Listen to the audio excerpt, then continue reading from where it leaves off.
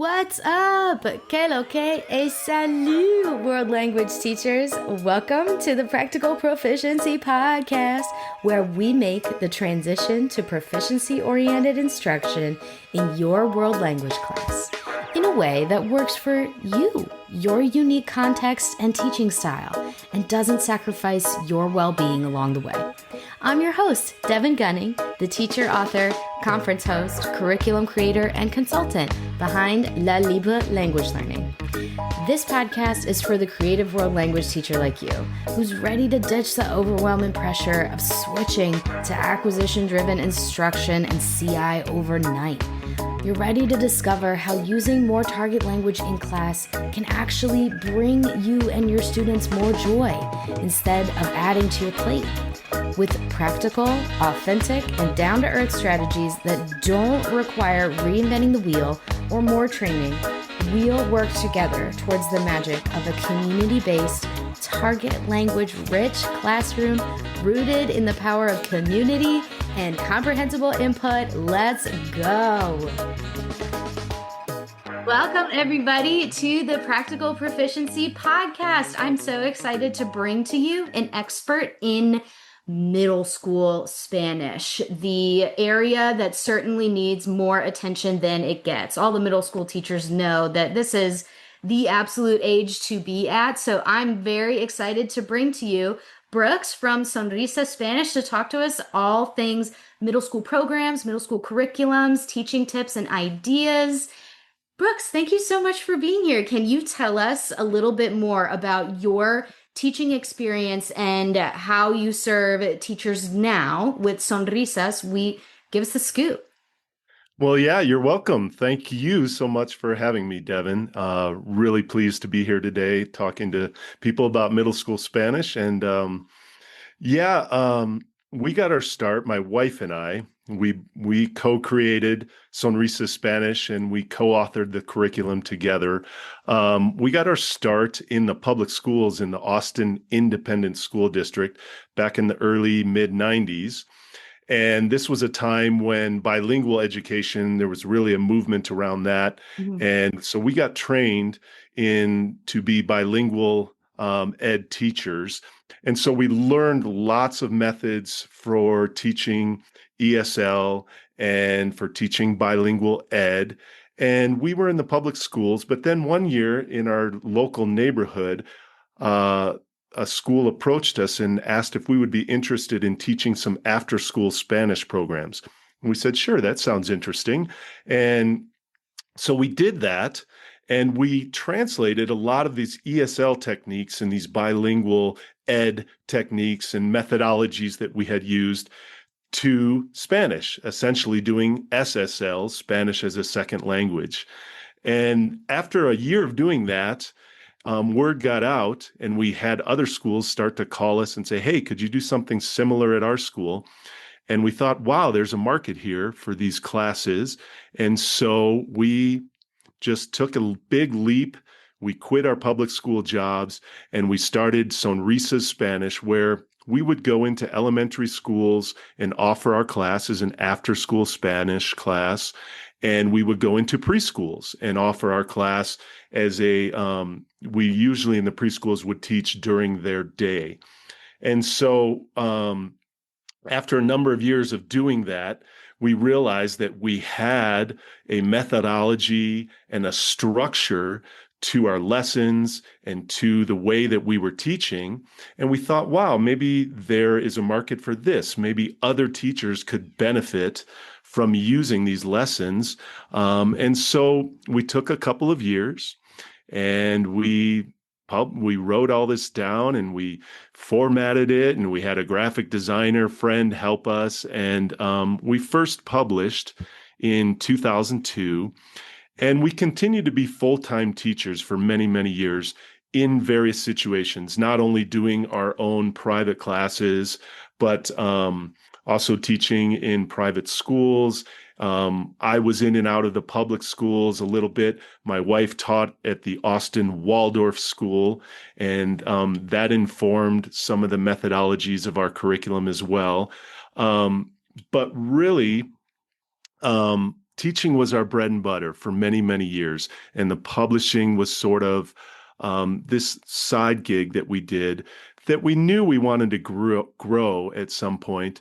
And so, really, around 2010, we really started focusing more on growing the curriculum, adding more levels, adding more ancillary supplemental materials for teachers, and really fleshing it out and making it a full, comprehensive curriculum for elementary Spanish. And then eventually, after doing the elementary Spanish for many years, we got to where we were doing middle school Spanish as well. But I think we're going to talk more about that in a little bit.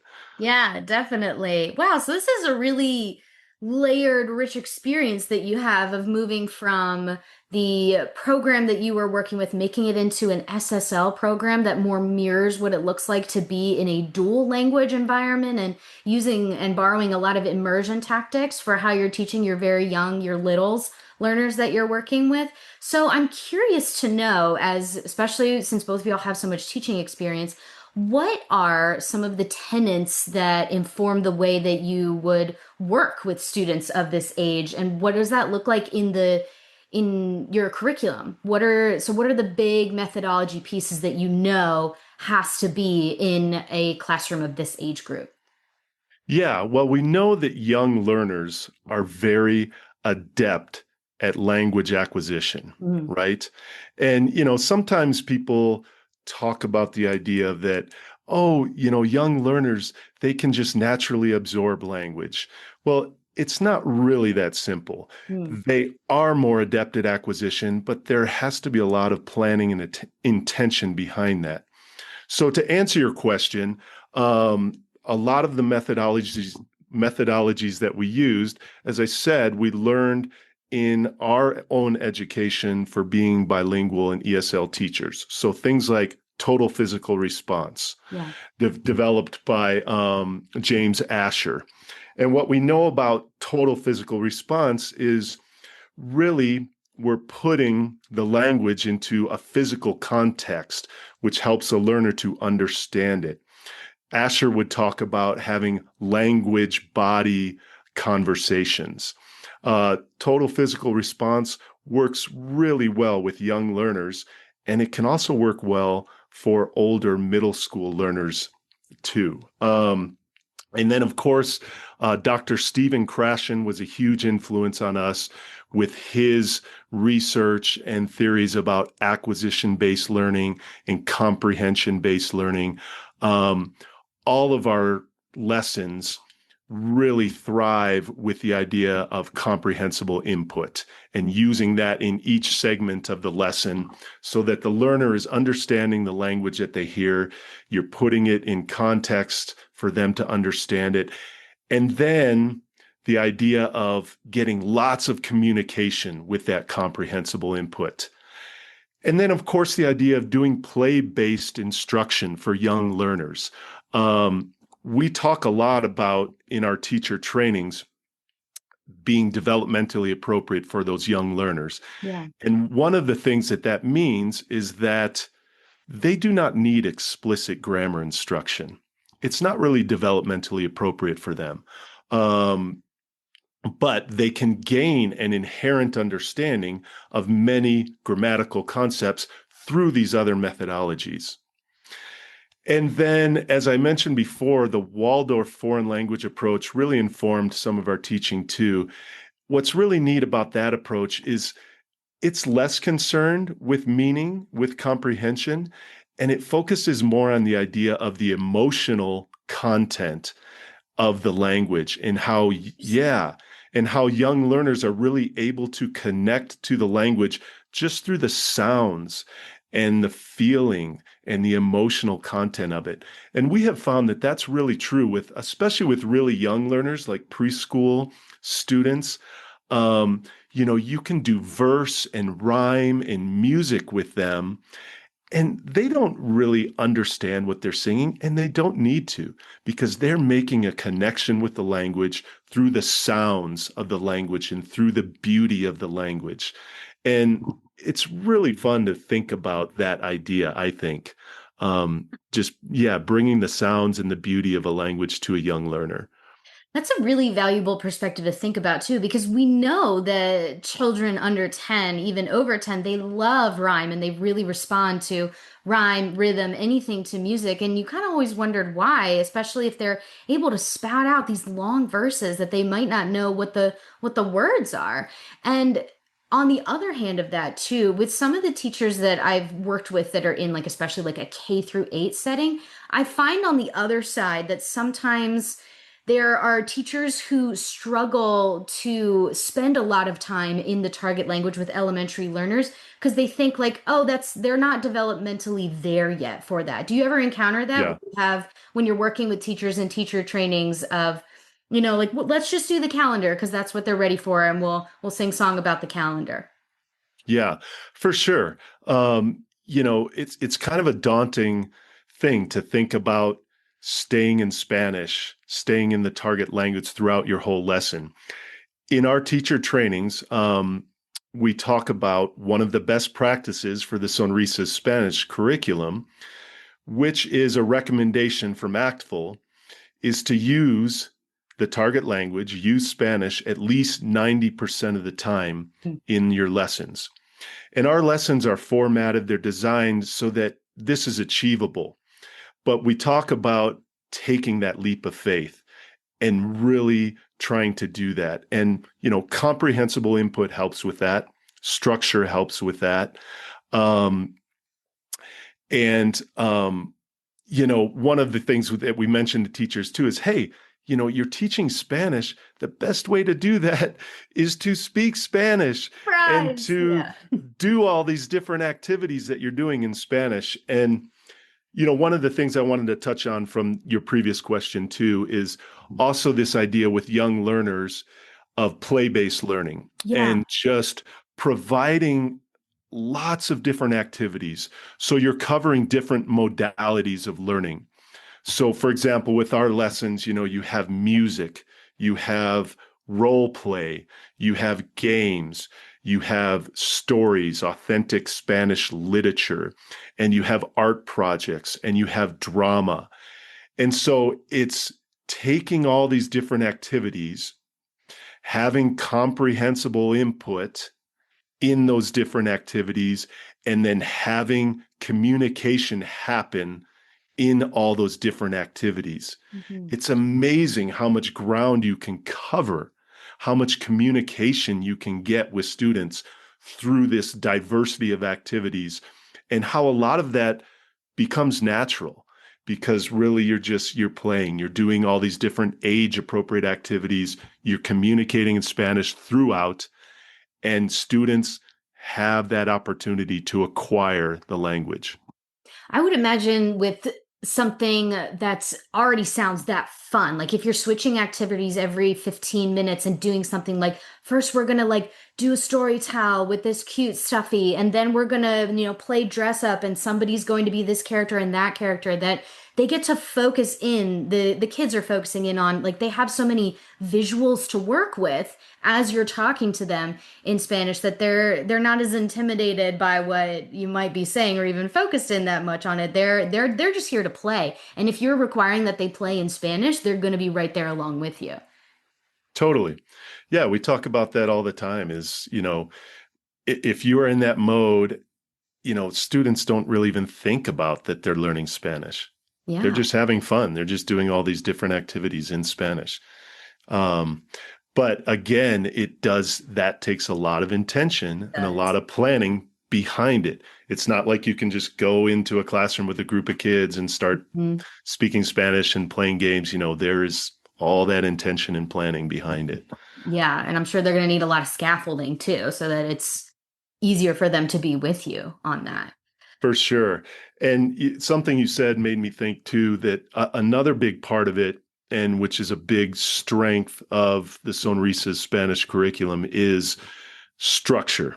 Yeah. Because we know young learners, especially, really thrive with structure. Essentially, what you're doing when you have a consistent structure is you are making the learner feel comfortable and feel safe in their learning environment. And we know that we want students to take risks with language But in order to take risks, they have to feel safe. Hmm. And so when you provide that structure, then they feel comfortable, they feel safe, so they can take risks with the language. Um, Structure is a huge part of what we do. Our lessons are very structured. We talk about structure and consistency a lot in our teacher trainings. And we just feel that it's a really important part, especially with something like a second language class, a foreign language class, which can be really intimidating for some students. To have that structure where they feel safe and comfortable, it just is a huge benefit to their learning process. So, with structure, does that mean to you, and when you're working with other teachers as well, I'm imagining somebody like who's in a K through 8 program, does that mean that if they maybe see their kids 3 times a week, that they're using similar classroom routines every time that they see them? Yes, exactly. Um, all of our lessons have the same routine, the same structure for our elementary classes. It's circle time, story time, and art time. And you do that in every class. Now, within that structure, there's a lot of diversity of activities, but you have that structure that's providing that consistency, that, structure where the student can know what to expect, feel safe, feel comfortable in their learning environment. So yeah, we do that. All of our lessons follow that. And for some teachers who want more diversity, maybe they're a little challenged with that, but we really try and reassure them that, hey, this is something, especially with this language class, that can really help. And circle time's something that's already so familiar for Yep. elementary students that now you're taking something that they already know how to do, kind of like I would do in a high school classes. This is a show you've already seen. Now we're going to do it in a different language format or a different activity. So you've got circle time first, then you dive into story time, which is something that, with you could talk about forever. That's like a whole nother podcast, is the power of Totally. story time. But Yeah. would you say that with your elementary learners and your middle school learners, this is something I feel like you could especially dive deep into because they're so ready for story time and they're Hmm. very engaged in story time. This is like big time opportunity here to get a lot of good input. Yeah. So we like to talk about using a method called shared reading, Hmm. which, probably anyone out there that has ever read stories to children has done shared reading. Shared reading is really nothing more than the listener being able to hear a fluent speaker use tone and expression and inflection to bring the story to life. And shared reading is also being able to use the story to extend your interpersonal communication. Now, what I mean by that is you're never going to take the story and just read it from front to back and call it good, Yeah. right? You're going to use that story as a tool to get more communication with your students. So you're going to pause from time to time throughout the story and ask clarifying questions about the story, ask questions about the illustrations. And this can be so effective. You can get so much more communication in. And it's also beautiful because you can differentiate your communication with learners at different levels. Hmm. You can ask those very beginner level students simple yes or no questions about the story or about the illustrations. Those more advanced learners, you can relate the story to their daily lives or to their home lives. So yeah, the story time part is a huge part of our lessons. And, we, the storybooks that accompany our lessons, we've chosen them based on elements that lend to that effectiveness of communication and comprehensible input. So all the storybooks in our curriculum have things like vivid illustrations that convey the meaning of the text, text that includes verse and rhyme, like we talked about earlier, text that is repetitive, and stories that have familiar themes for young learners. Oh, I already feel Yeah, more relaxed just hearing that because I know that's like a nice. huge challenge for middle school and elementary teachers is like, I know I want to use real books, but which ones do I select? That's huge. Yeah. So you have this nice foundation working with young learners for elementary school. Tell us about going into middle school Spanish and this very unique group of learners that has all of these strengths. And I feel like get really misunderstood in the language teaching context. So tell us about what are some things as you were working on this middle school curriculum that you now have with Sonrisas levels 2 and 3 that cover both of those. What are some things that you noticed were some common issues with middle school Spanish, and how did you get into that realm? Yeah. Well, through the years of, um, selling our curriculum to elementary Spanish teachers, we realized that we needed something for those upper grades Mhm. because usually we found that when students got to about fifth grade or sixth grade, depending on the curricular programming at their school, and what they were used to, but generally around those grades, they would start to not connect to that mode of instruction where you were doing circle time, story time, and art time.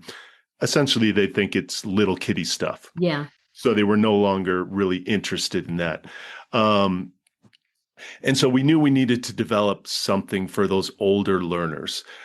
It just so happens that in about 2000, when was it, 2006, I did take a high school Spanish teaching job, and first time ever teaching high school.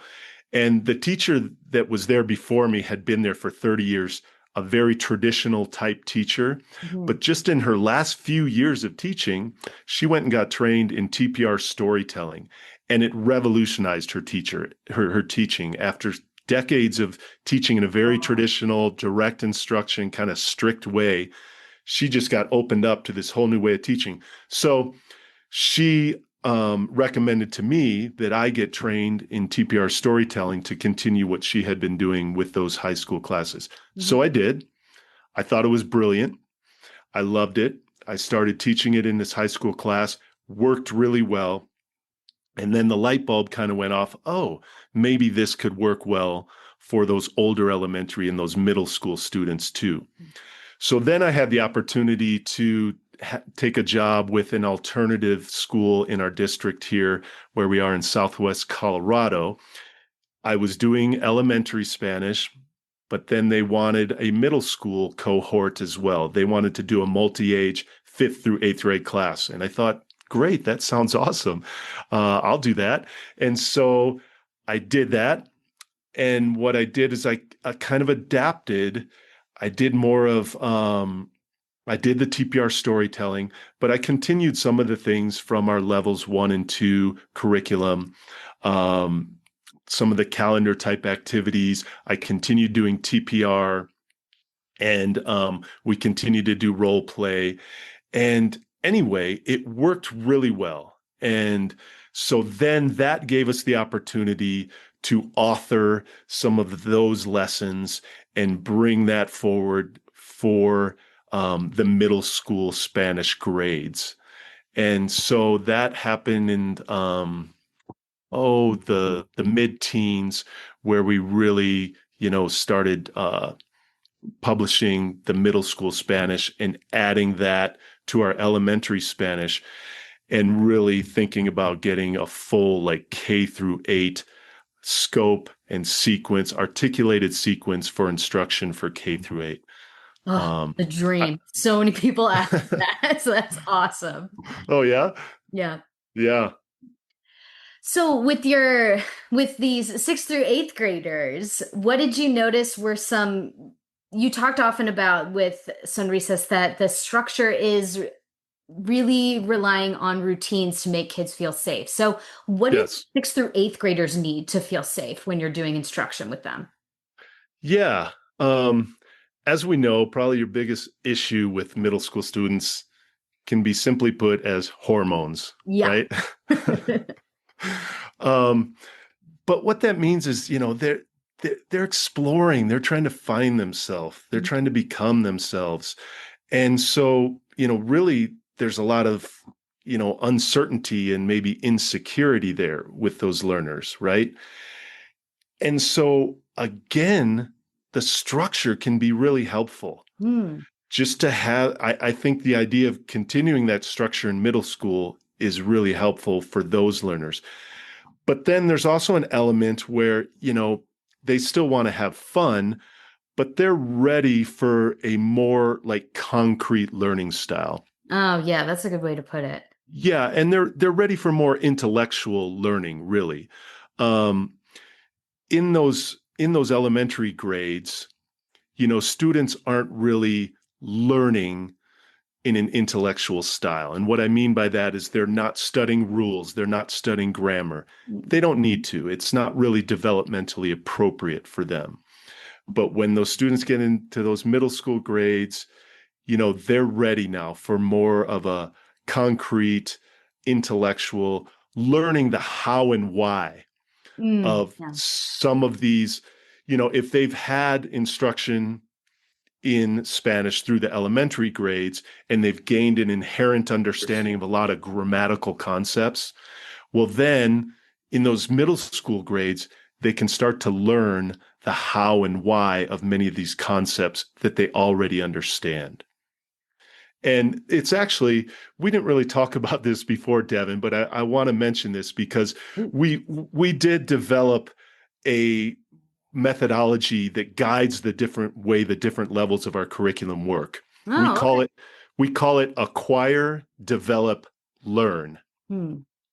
And each of those words corresponds directly to each level of our curriculum. So what that means is that in Sonrisas level 1, we're giving students the opportunity to naturally acquire Spanish, much as they would their first language, through all these age-appropriate fun games and activities where there's lots of opportunity for communication. Mm-hmm. Then in Sonrisas level 2, we take that acquired language and we develop it. We develop it by adding more complex performance targets to the lessons and by adding a partner time segment to the lessons where students begin to interact in a peer-to-peer mode. And with levels 1 and 2, there's no explicit instruction in grammar. As I've said, it's not really developmentally appropriate. Mm-hmm. So it's not until Sonrisas level 3 that we weave in explicit grammar instruction. So students now begin to learn the how and why of many of these concepts that they already understand from levels 1 and 2. Mm. So acquire, develop, learn. That's the sequence. That's the progression through our whole curriculum that really guides the way that the different levels work together. Mm-hmm. And for that age group, for 6th to 8th graders, depending on what the school looks like, they're curious. They're ready to Yes. ask about like, why does it look like that? I've been seeing it like that, and now they're ready to explore a little bit of what that development could look like for them. So Mm-hmm. with that in mind, what are some of the routines that I know you mentioned that they start getting into peer-to-peer mode and partner time. So tell us a little bit more. I'm curious about what these routines look like in the level 2 and then to the level 3. What are the classic routines that you're training teachers on for that age group? Yeah. Well, the level 2 continues with that same structure from level 1 with the circle time, story time, and art time, Mm-hmm. with the addition of partner time. Okay. Yeah.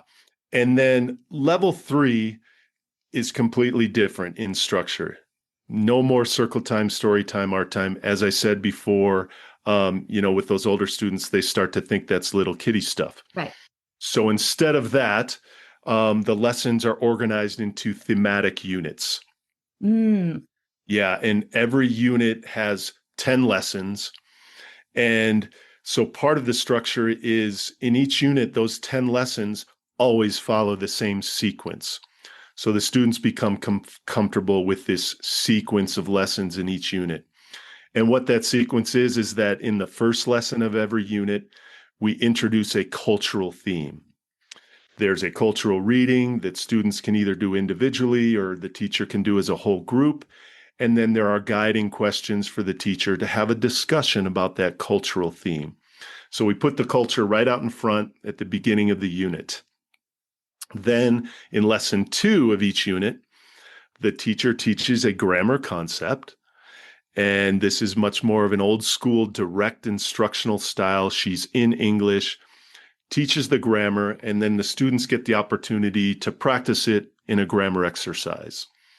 But then in lessons 3 through 8, the majority of each unit, the students can use the grammar because it's woven into a TPR story.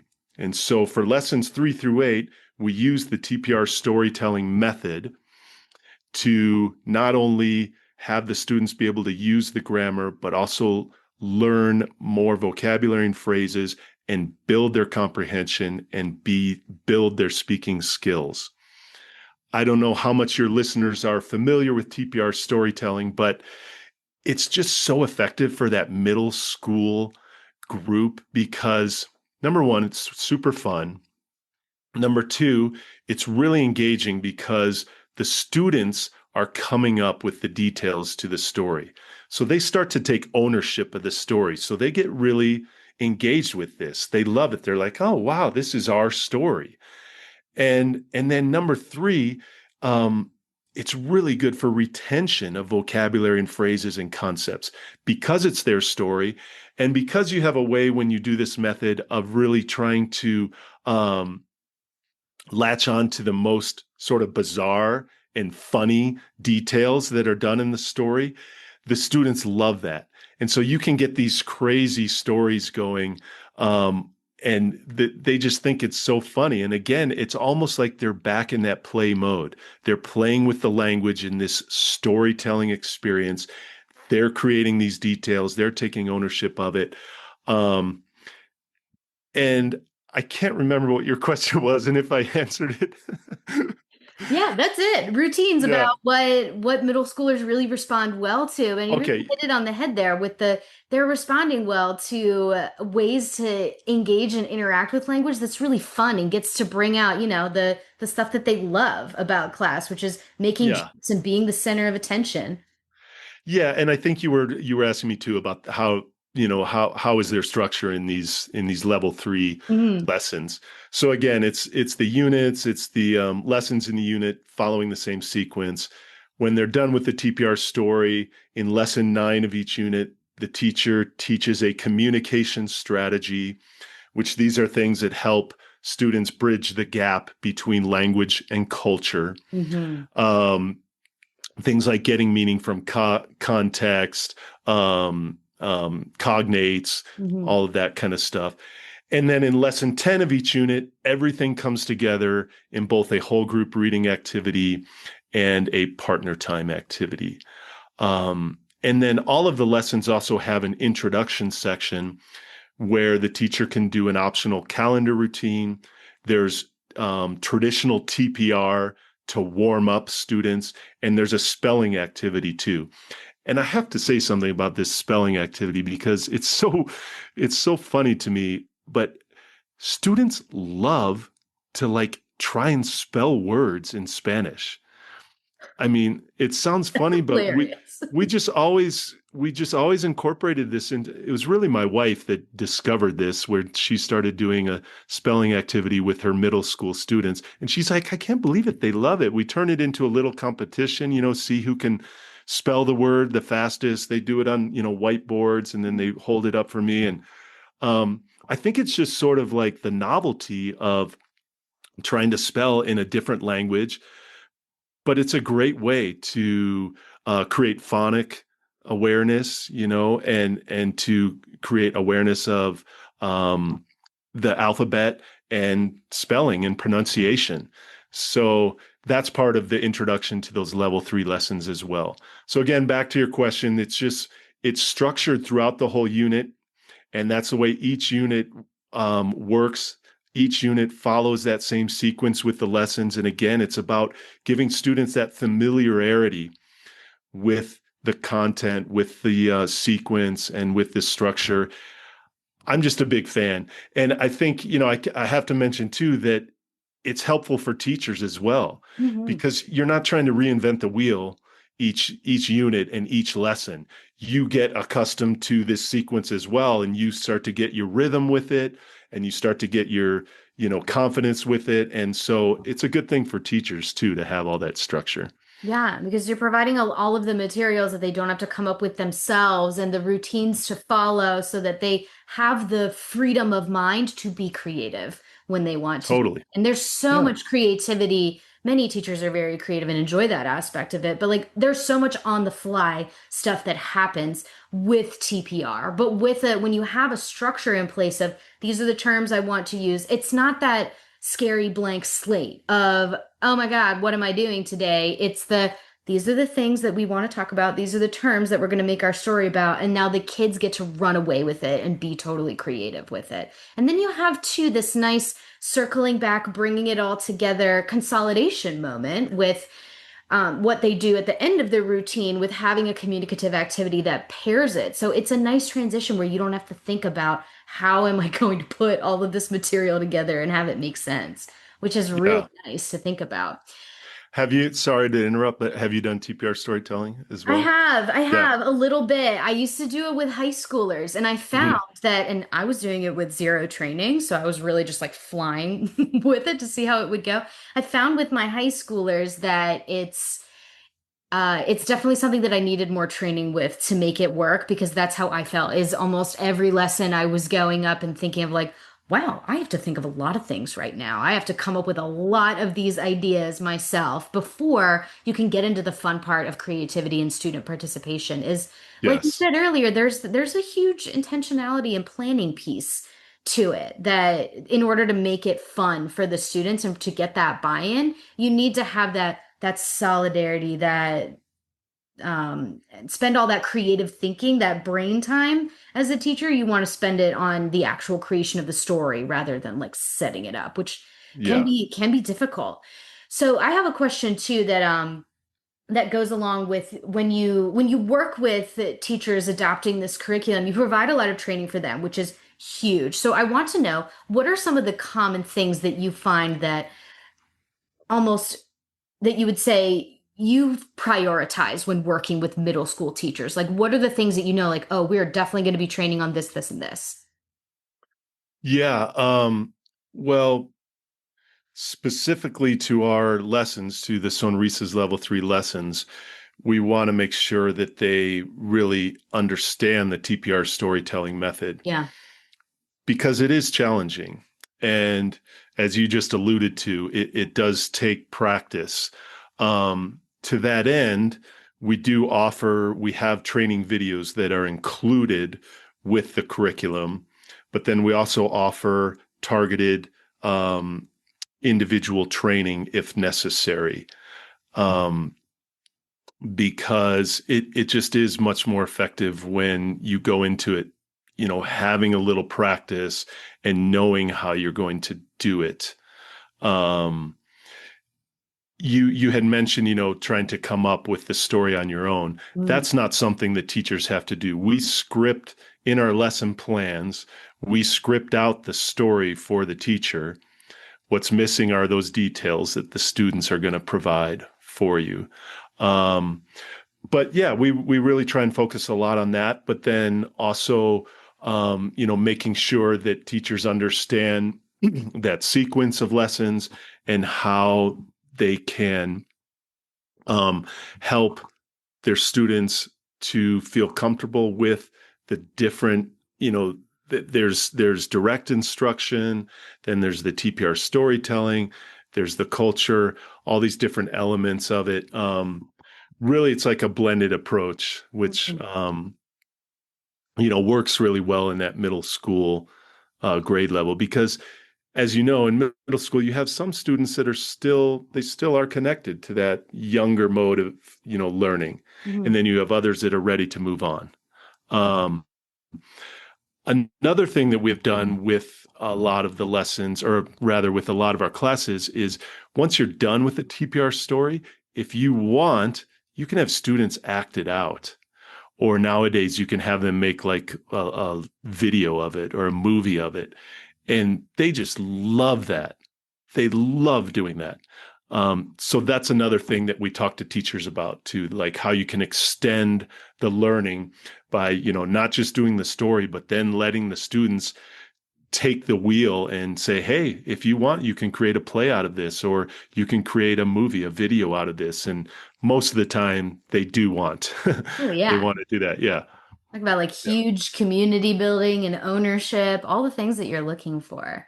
Yeah. And integration of language, Hmm. when they have to take the language that they've learned and then integrate it into, performance. That's really strong learning that they have to do. That's, synthesis and creation. Yeah. Yeah.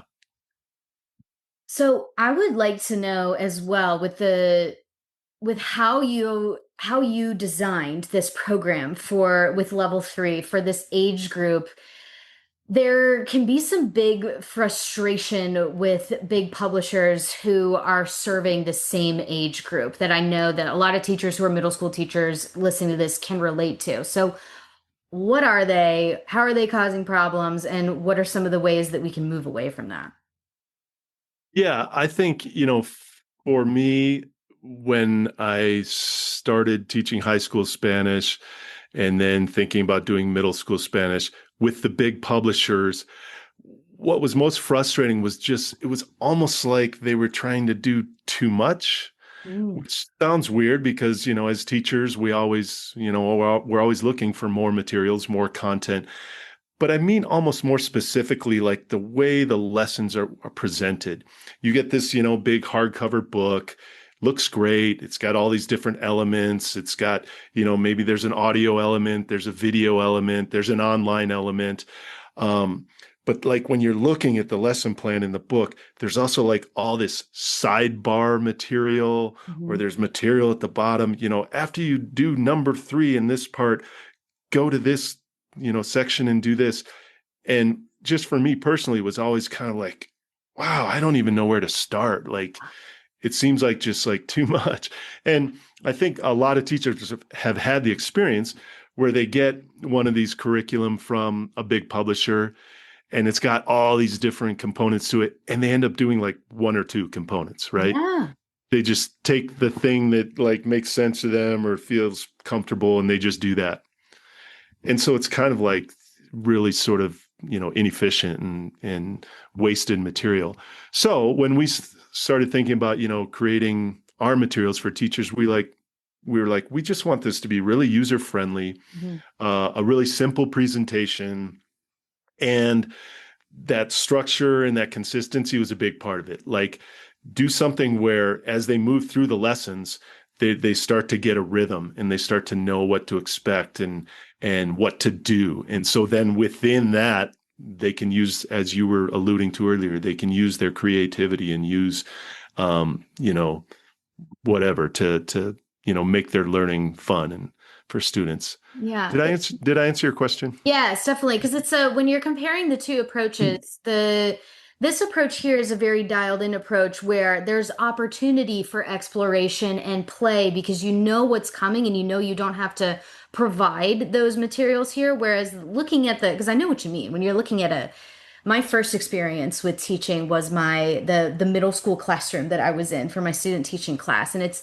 you get a big textbook that has all of these options for you. And it's also like this dual anxiety of, well, I'm never going to get to cover all of this. So am I actually teaching the material as well as this somehow feels like it's for high schoolers because they're moving at this pace and doing so much direct instruction, like more direct instruction than anybody should ever do ever. And Right. there's not enough of that cultural element or that play element where middle schoolers are that beautiful in between where they're exploring what it means to be an adult learner, but they're still kids and they're in Yeah, between that stage. And so you need both.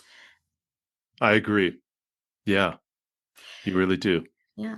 So with that in mind, too, this approach is a very blended approach of making sure that middle schoolers get exactly what their need here. So I'm really excited about this whole idea of having like a K through 8 full scope and sequence where students get to go through the entire like the full spiral program of the acquisition and then development and then learning. So tell us more about what this looks like with this blended approach in level three. What are some of the elements in there and how does it serve the students that you're working with? Yeah. So what I mean when I talk about a blended approach for middle school Spanish is the idea of, with our elementary lessons, it's much more of an immersion, acquisition, communication based mode. But then with our Sonrisas level three, for those older students, as I mentioned before, who are now ready for some more concrete and intellectual learning, because you're going to have those students that they want to learn by learning the rules and Mhm. learning the grammar and doing some practice with that. But you're going to have other learners that are still ready to just like immerse themselves and be in that acquisition and communication mode. So we thought, let's hit both of those. Mhm. And so, with the cultural part of the lessons, that especially is something that we have always felt can more easily be taught in English, simply because the language that you need to use to discuss culture and to compare and contrast cultural practices and products, it's just easier in English. So that part, is in English. And then the grammar instruction that occurs, as I said before, this is much more of a direct instructional style. You're teaching the grammar, you're teaching the rules, you're going over it, and then students get to practice it. But then you bring in, if you want to do the, as I said before, the calendar routine, that's still going to be in an immersion mode. The TPR is a warm up for each lesson. That's back to your, acquisition, immersion type learning. And then the TPR storytelling, that is meant to be more in that immersion mode as well. But again, with the TPR storytelling, you know, a frequent question I get from teachers about our level three is, well, can I use it with just beginner students? If they Mm. haven't had an, if they haven't had any Spanish in the elementary grades, shouldn't I be teaching them Sonrisas level one? And I say, well, no, you don't really want to do that because the mode of instruction isn't really designed for those older learners. Mhm. The answer is that yes, total beginner learners can use Sonrisas level three. The reason is because you have this blended approach. Some of it is in English, but then the part that is not, the TPR storytelling, as you probably know from having done it, part of the method is that you pre-teach all of the vocabulary, Mhm. and you write the vocabulary on the board. The students write the vocabulary in their notebooks. So they are working with vocabulary and phrases that they understand or that they can refer to. And so that's really helpful. Um, the TPR storytelling is just so effective at building that comprehension, building those speaking skills, and really helping students gain an ear for what sounds correct in Spanish. Um, and then at the end of the unit, you have more comprehension acquisition type learning with the whole group reading, which is in Spanish. It's la lectura. That's part of lesson 10 of every unit. And then the partner time activity, that is students are back in the peer-to-peer mode, interacting in an interpersonal mode of communication to complete some task. And then many of the partner time activities have a presentational component to them as well. So with those partner time activities, we're getting the three modes of communication in with students in that peer-to-peer mode, where they're doing the interpretive mode, the interpersonal mode, and the presentational mode. Um, a lot of the lessons in the curriculum that we developed came not only directly out of our own teaching, but directly out of our own experience of learning language. Mm. And for me as a language learner, I did really well with rules and with grammar and with being able to take those and then translate them in and use them in a communicative mode. And so it just made me think, there are learners like me out there that don't want to always be in that immersion mode. So let's give them a blend. And so bringing it back around to your question, that's why we thought this blended approach would be really good for middle school Spanish and for our level 3 curriculum. This is something I think the world language community could do a lot better with, is this understanding that there are learners with different needs, and yes, research first, but also teachers who are functioning in a rigidity model of either like entirely immersion or entirely direct instruction. Like rigidity in nature often means that you die as soon as things get hard, like the if you're really a rigid style, it's not going to work with the ever dynamic and fluid nature of teaching, as well as the different students that you're going to have in your room. So something that we've seen in the proficiency world in the CI space is that as it's becoming more popular, people get really excited about like, well, this is the only way, and the only way that I'm going to do things is entirely in this manner or entirely input driven, where you're going to need to hit on all the different elements to hit all your different students exactly where they're at. And it feels to me like, with my very limited experience with middle school, you're going to have to elaborate on this, that you're going to get the whole kit and caboodle with ages 6 through 8. Like students change every day as they're in the Yeah. classroom and need different things. There's going to be days where they're going to hound you all day long on like, why does the verb do that? And there's going to be other days where they don't care at all and all they want to do is play. And there's going to also be days where they want to listen to a story and interact with you and ask you a lot of ridiculous questions about your personal life. And then the next day they're not going to care at all, like they Yeah. change so often that you need something that's going to serve all different levels of where they're at, and rigidity is just not going to work in there. So, with your experience with teaching middle school and then developing this curriculum for middle school kids, what do you think is one of the most important thing that you would ask middle school teachers to be doing in their classrooms? Hmm. Good question. I know I gave you this one on Um, the fly. This is a surprise one, but I've been thinking about it. Like, there's a lot of key points to take away from this, but middle school really is its own special deal. yeah. Well, so your question is, what would you be asking middle school teachers to do? Well, I think, um, piggybacking on what you just said, one of the things is just being open, right? Being open to exploring different ways to teach, and exploring different ways to have your students interact with the language.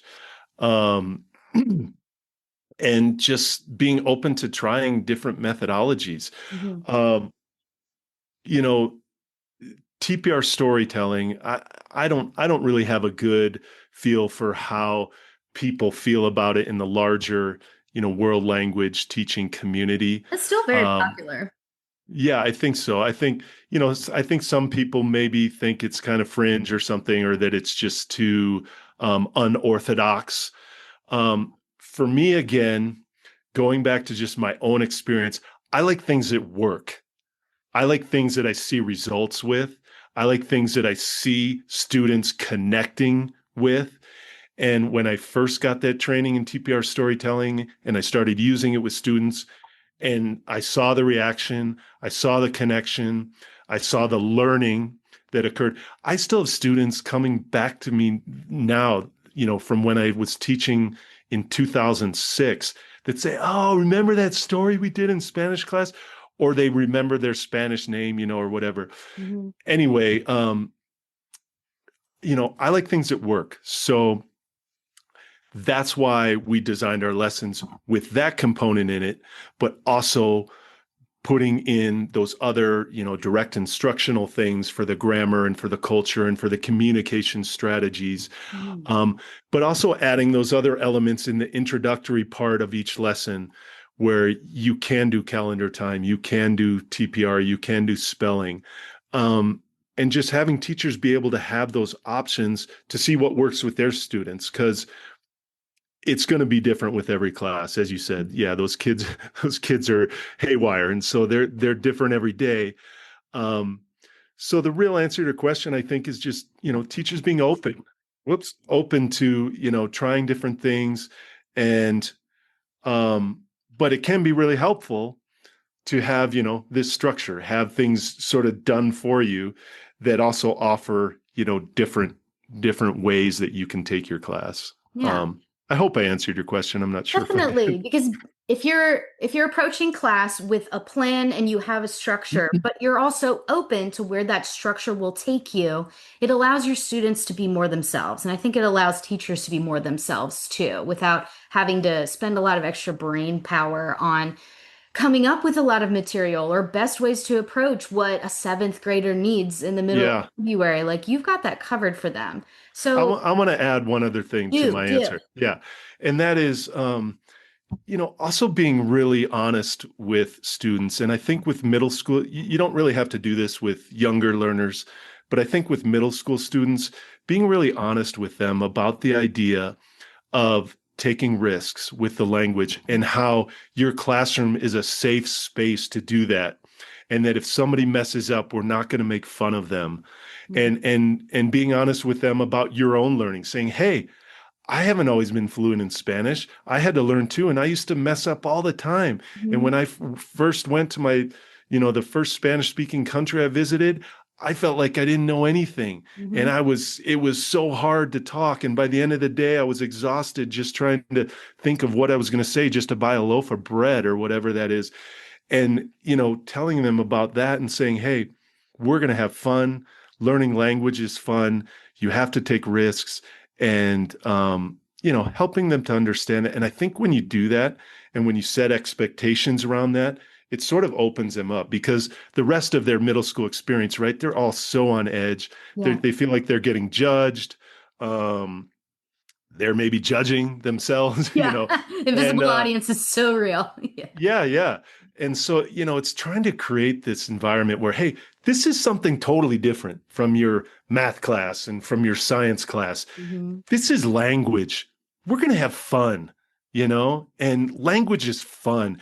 And you're going to be opening yourself up to a whole new world. If you can speak another language, you can make different kinds of friends, you can communicate with people all over the world, et cetera, et cetera. And so, being open and honest about that and having those conversations with them. Yeah, because they know Yeah. you're not, and they're very sharp. They're very very smart. That's a really good reminder for all of us. All right, so my last question for you then is knowing what we know now about how you can best support middle school students, how can teachers connect with Sonrisas and find out more about how to use this in their program? Yeah. Well, the best thing is to, initially visit our website, sonrisasspanish.com. Um, there's lots of, information there. Our blog is great. If you want to go on our blog, you can do a search for middle school Spanish. You can do a search for comprehensible input. You can do a search for TPR storytelling. We've got tons of content there, lots of useful, practical articles for teachers. But also on our website, if you're interested in the curriculum, you can request a free sample from us. There are big buttons on almost every page where you can request a free sample. And once you do that, we'll get you some sample materials. For our level 3 curriculum, we actually offer a full unit. So we can send you out the introduction section to the teacher manual that will explain how you teach the unit, but then we'll give you a full unit of our level 3 curriculum, and you can take that and try it with any class. Fully set. That's exciting. So Yeah. go check it out. All of the information will be below this video too. You'll be able to see exactly where those links are, and you can go see those pretty shiny buttons for yourself. Thank you so much, Brooks, for sharing with us and illuminating a lot of important topics about this often overlooked age group, especially for programs that are searching for information on K through 8 because they do it all. Y'all are amazing. I'm so happy to be able to bring this to teachers, all this useful info that they can better get to know their students and work with them exactly where they're at. That's developmentally appropriate and really fun. I want to do art in Spanish class. That sounds great. So thank you. Yeah, you're welcome, Devin. Thank you for having me. This was really fun. Um, as you can see, I'm really passionate about language learning. It's been my whole career, and it really is a joy to see children learn language. Mhm. I mean, that's why we all do it, right? When you see that light bulb go off, or when they say something for the first time and really communicate with you, it's just like, yeah, that's so cool. Yeah. Yeah. So So yeah, thanks for having me, and great to talk to everybody out there in the podcastosphere. yeah, Is that a right? word? Yeah. Hear it echo into the void, and then all of a sudden people respond back. It's a crazy thing. So thank you for Nice. being a part of it. Okay. You're welcome. Bye for now. Adios.